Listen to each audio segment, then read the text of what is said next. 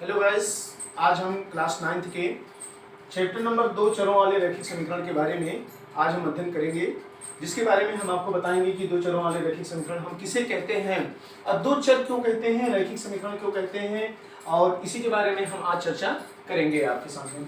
तो देखिएगा यहाँ पर, जैसा कि आपका चैप्टर कहता है कि दो चरों वाले रैखिक समीकरण, इट मींस ये हो गया कि वी हैव टू वेरिएबल्स। एक चर आपके पास में है, एक चर आपके पास में रहेंगे, दो चर रहेंगे, दो चर में एक x है तथा एक आपके पास में क्या है, y है।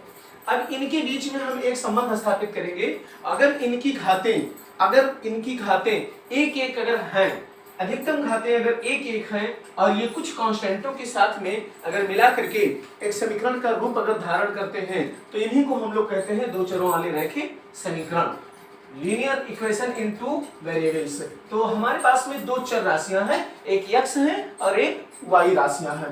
तो इनके बीच में हमने माना कि हमारे पास में कोई इक्वेशन आ गया 3x + 5y = 10।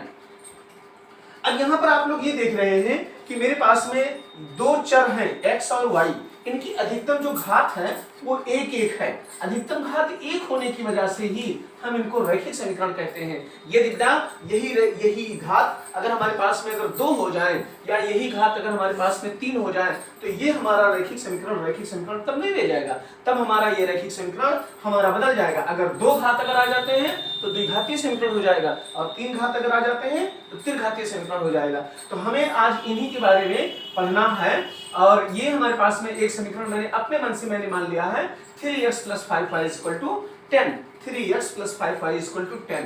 तो इसे हम लोग कहते हैं रैखिक समीकरण। तो अब आप लोगों की समझ में ये आ गया होगा कि रैखिक समीकरण यानी दो चरों वाले रैखिक समीकरण हम किसे कहते हैं। तो हम दो चरों वाले रैखिक समीकरण हम लोग इसी को कहते हैं।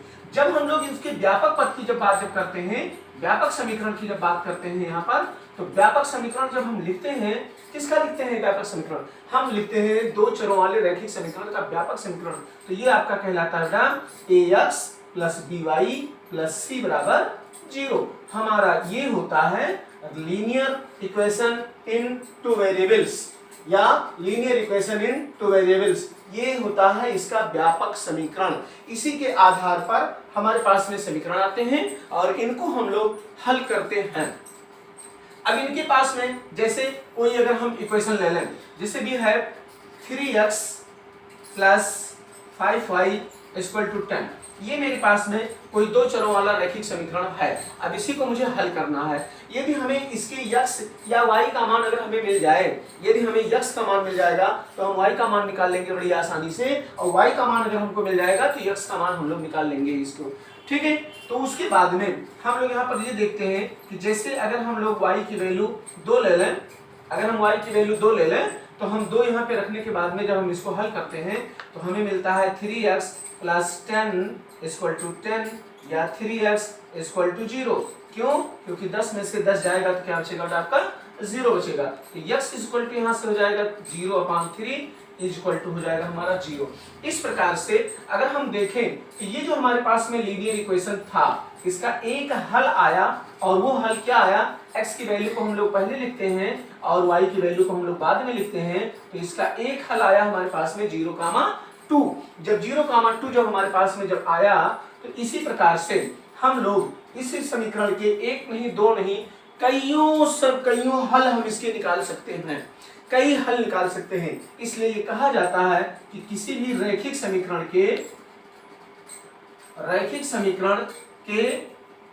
कितने हल होते हैं, अनेक हल होते हैं। कितने हल होते हैं? अनेक हल होते हैं।